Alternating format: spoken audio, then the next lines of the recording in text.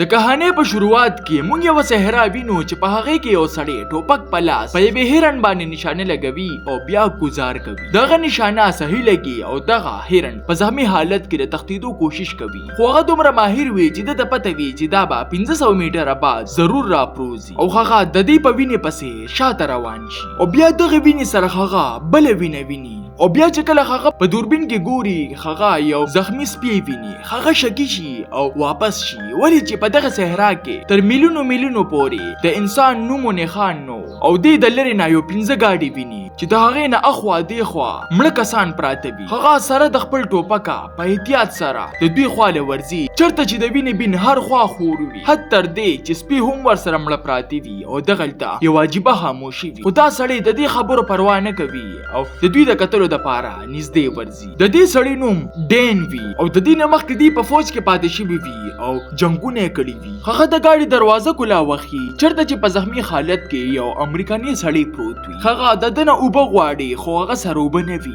او د احتیاط لپاره هغه د دې ټوپک نه ګولې وباسي او شاته یو بل گاډي ګوري. څنګه چې هغه د دغه گاډي نه کپړې لري کوي، هغه په پندونو باندې پودر ویني او په غتو باندې ډالري. هغه پوه شي چې دا د منشیاتو یو سودا د پاره راغلی خو په وینو ولمبولی شو. هغه دغه پیسې ځان سره په دې نیت یوسي چې دا زما زندگی بدلولی شي او واقعي دغه پیسې د زندگی بدلې کی. بیا هغه د شپې خپل کور ته ورسي او په تادې سره خپل ټوپک پټ کی او دغه بیگ خپل خزل ورکوي او ورته وایي چې دا د پیسو نه ډک دی. خزه ورته په حیرانتیا سره ګوري خو هغه ورته هیڅ هم نه وایي. د شپې په دوران کې هغه له خوب نه ورځي او کچن ته ورځي او بالټي د اوبو نه ډکوي او خزه دې تپوس کوي چې ډین وته صرف دومره وایي چې زه یو غټ قمقلتوب کوم. هغه دغه زخمی مجرم لا اوبه وړي او څنګه چې هغه هلته ورسي هر څه بدل شوي. د ګاډي شیشې ماتې وي او دغه مجرم د نږدې نه ویشتې شوي وي او څنګه چې هغه شاته ګوري یو ګاډی د هغه طرف ته را روان. هغه چې د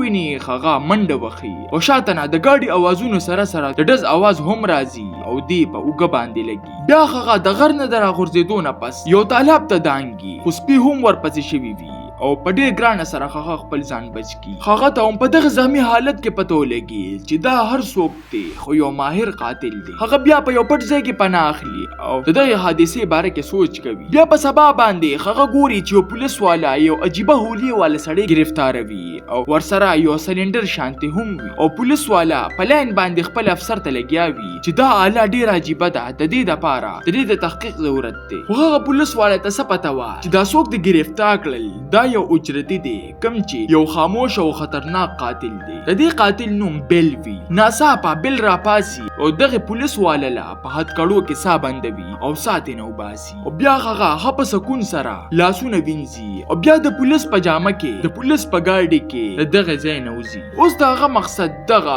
$1,00,000 وي کم چې ډین کور ته وړي وي. بیا په لاره کې هغه د یو عام کس نه ګاډي اخلي ولې چې د پولیس ګاډي خطرناک ثابتې دي شي. بیا په پم کې د پم مالک رای ساروي او هغه سره د مرګ او جون لوبه د وی سکی په ذریعه سره کوي ولې چې دا د اصول وي خو په خوش قسمتۍ سره هغه بد شي او د خپل اصولو مطابق هغه ته روان شي. بیا په شپه کې د ډین خزه ډین ویني چې په زخمی حالت کې او په وینو کې رنگ بنګ کوړته راځي. هغه ورته پتا دې سره وایي چې ته زر تر دې ځای نه وځه او مور کړه لاړه شه ولې چې هغه ته دا پته لګېدلې وي چې اوس دا قاتل ما نه پرېږدي. کور ته پرېښودو نه بعد هغه په یو هوټل کې پناه اخلي او په ډېرې چالاکۍ سره دغه پیسې په یو روشندان کې پټوي او د خپل ځان د حفاظت لپاره په دغه پیسو کې ځان لا یو نوی ټوپک او ګولې او ګوډل اخلي. دا هر څه د حملې د تیارۍ دپاره وي. په دې دوران کې بیل د ډین کور ته ورځي او هلته د کاغذونو او بیلونه ګوري او ځان سره پې هم اخلي او هغه ته اندازه وشي چې ډین د هوټل نه علاوه چرته هم نشي تللی او د هوټل په لور روانېږي. بل طرف ته ډین لګیا وي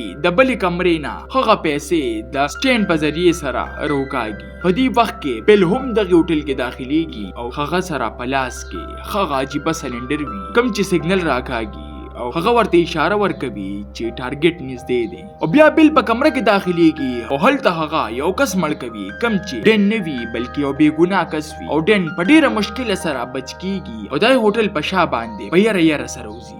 آیا ډین به بد شي؟ آیا بل به د ډین نه دغه پیسې واغستلی شي؟ آیا بل به گرفتار کړی شي؟ د دې لپاره به موږ د پارت 2 انتظار کوو. تاسو ته نن کہانی څنګه ولګیده؟ ما ته خپل قیمتي رائے په کمنټ کې ضرور راکړئ. ملاویږو په نوې ویډیو سره. مال راکې اجازت. بای بای.